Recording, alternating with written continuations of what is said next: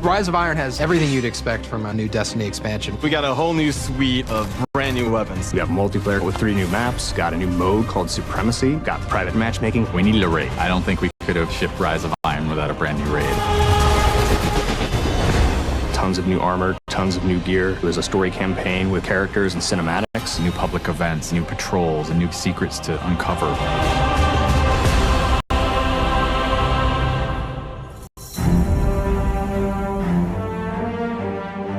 Rise of Iron is about looking at this story that's existed in the Destiny universe, this character, Lord Saladin. I am the lone sentry, and my watch is eternal. It's this journey to understand the past, what happened to these great heroes. The Iron Lords are gone, but our fight is far from over. And through that process, you're saving humanity, you're becoming an Iron Lord yourself, you're getting to wield a giant axe.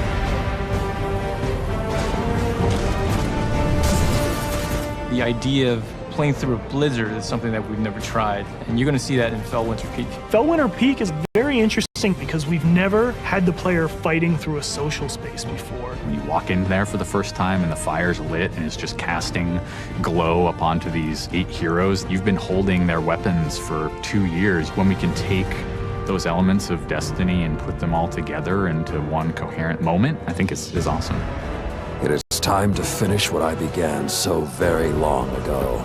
Come, Guardian, help me give my friends the rest they deserve. This is the Guardian's journey with Saladin. He's sending you out into kind of a land that's been forgotten in the Cosmodrome.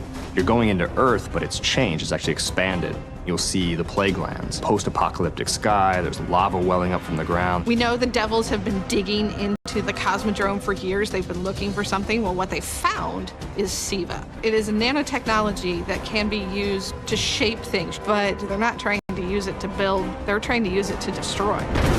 They've started mutating their bodies, turning themselves into giant monsters, transforming the landscape, even of the Cosmodrome, into this horrible, burning fortress world. Hell's loose in old Russia. Every second we stand here, Siva's influence spreads and the Devil Splicers grow more powerful. Keep fighting, Guardian.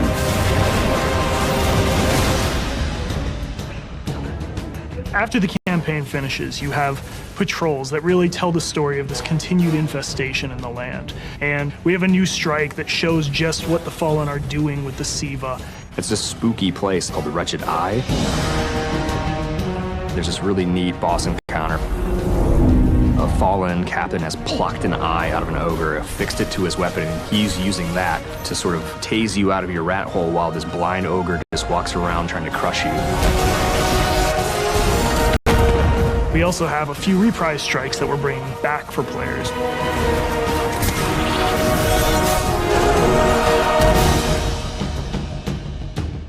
We very consciously set out to create a journey. This is arc of claustrophobia, space inside the wall. And then you get on top of it, and it's sort of this amazing breath of fresh air. You get this vista from the Cosmodrome, it's lit on fire, and there's this death Zamboni who's just trying to crush your bones to dust. This giant machine with a ball arm, spikes on it. What does it mean in a raid when you got to run? I actually want that tension to exist. There's something really emotionally powerful about going on a journey, reaching to the top of the mountain and then crashing back down, confined once again. I think players had a lot of fun when they played Court of Oryx on the Dreadnought, and so we wanted to create a similar type of experience in the Plague Lands, give it this different theme. You ready for this? Almost Thunderdome, Mad Max kind of feel, where you jump into the ring and the walls get closed off and then it's just fallen start pouring out. Here they come. And you get a giant flaming axe and you just start beating the crap out of guys.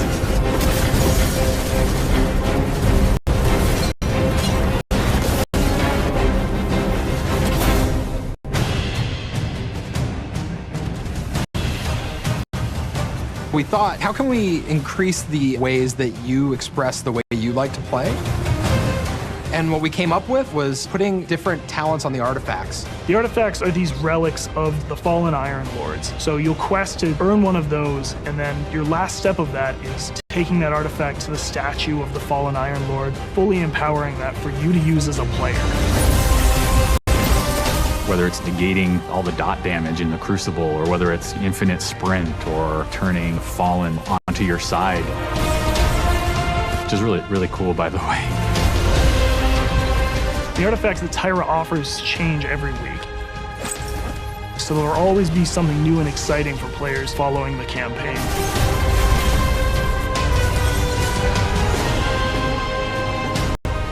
When you put snow, everyone thinks of pelts and cloaks and hoods. Wouldn't be a knight's tale without a knight's armor. When you look at the Iron Lords and you look at the Raid set, you look at the Iron Banner set, or you look at Trials of Osiris, they're all new with a much wider palette that players can pull from. And when you throw ornaments on top of all that, we're going to see a lot more variety in gear. So the ornament system is this really cool thing that lets you take some of your favorite pieces of gear and then you customize this weapon the way you want it to be. You got your raid weapons, you got your Iron Banner, we got new exotics, old exotics. Do you like sidearms? We got all the sidearms this time around. Galahorn, enough said. Coming to the Crucible and Rise of Iron is a new game type called Supremacy. Defeat your enemy, claim their crest. It's a fast-paced 6v6 game mode where every kill you get, Guardian drops a crest. Picking up the crest gives you points. Their glory goes to you, Guardian. It's a constant battle over picking up crests and making sure that you're with your team and not out of position. If you pick up an enemy crest, you deny the enemy those points. Excellent recovery. We have new maps. We always have new maps. There's Last Exit, lots of twists and turns, lots of really good close combat. Then there's Skyline, a Clovis Bray headquarters building on Mars. It's a symmetrical, large map. The last one is Floating Gardens, which is an open map. One thing we're really excited about in Rise of Iron is the introduction of private matches. Can't wait to see what people are going to do. They're going to be able to fire up whatever match they want, play with their friends, host tournaments, have fun arcadey games. They don't have to worry about our matchmaking stuff. They can do it all themselves.